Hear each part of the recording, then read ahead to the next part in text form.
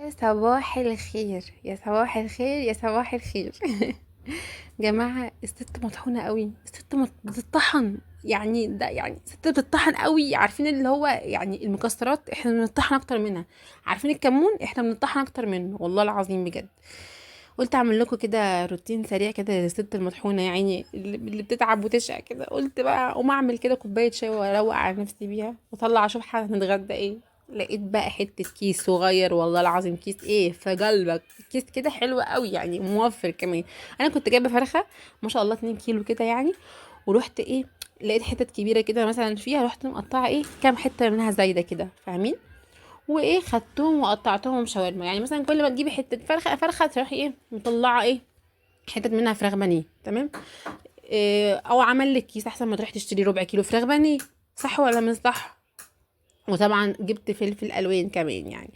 فمش قادره اقول لكم بجد بجد بجد الكيس ده موفر معايا قد ايه. جماعه والله العظيم احنا بنطحن قوي. يعني احنا بنطحن طبيعي، احنا بنطحن في الطبيعي بنطحن. لكن في ايام المدارس بقى بنطحن اكتر واكتر، يعني الصبح وبالليل وقعد الظهر وسلام لو معاكي بيبي بقى كمان، يا سلام يا سلام بجد. عايزه اقول لكم الفلفل الالوان ده ما جبتوش من يعني يعني انا متجوزه بقالي بصي قد ايه ما شاء الله يعني.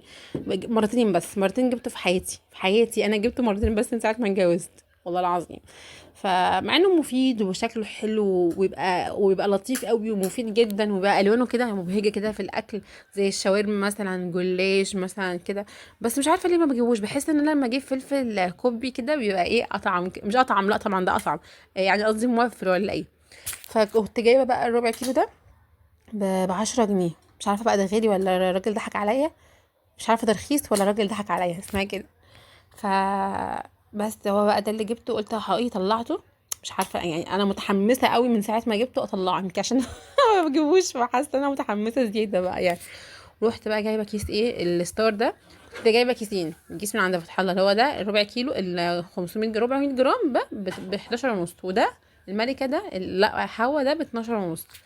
فقلت اجرب حبه ده وحبه ده، وصراحه المكرونه عملتها بصراحه حلوه يعني ما فيهاش حاجه يعني. هنا بقى قطعت البصل. قطعت البصل، استنوا بس عشان الواد ده كنت بوريكم بقى لما قطعت الفلفل الالوان والطماطم وفصلت كده. حاسه انا بوريكم لوحه فنيه والله العظيم. لوحه فنيه بوريها لكم والله بجد، والله العظيم لوحه فنيه. آه، بصوا عامله ازاي. طبعا هنا بقى ايه، انا هنا بقى جبت الفراخ بعد ما تبلتها. بصوا حاجات كده بتنط كده فيا كده، الزيت عمال يطرطش في وشي. فطبعا كنت بقى انا مش عشان الموبايل طبعا هيبوظ طبعا. هنا بقى هقول لك على تريكيه وانت بتعملي الشاورما للمكرونه البشاميل او الشاورما عموما. تحطيها وتفرزيها وتسيبيها على نار عاليه سنه وما تقلبهاش لحد ما تحسيها اتحمرت سنه من تحت. تروحي مقلباها بقى وتضيفي عليها البصل والطماطم بقى والايه حاجات بتاعتك. وهنا بقى كنت خلصت المكرونه بشاميل وحطيت عليها حتت قشطه كده صغننه. وبس كده، وقلت بقى ايه احطها في الفرن. وتعبت قوي، اقسم بالله تعبت قوي. وهنا بقى طلعتها من البتاع ده من الفرن وقطعتها. وحاجه كده بصراحه روعه يعني، مع ان بحس برضك يعني الوش برضك عايز بشاميل زياده، مع انها من جوه جوسي جوسي خالص يعني، جوسي لوسي بصوا على الاخر يعني. فا اسمه ايه ده، عجبتني، لا عجبتني. وهنا بقى كنت بتفرج على تمثيلية سمر ومهند، العشق الممنوع، عشق بالنسبة لي. هنا بقى كنت حطيت الأكل في الطبق عشان آكل طبعا بألف هنا والشفا على قلبي. العيال مش عايزة تاكل خضروات، الفلفل الألوان أعمل لهم ايه دولت.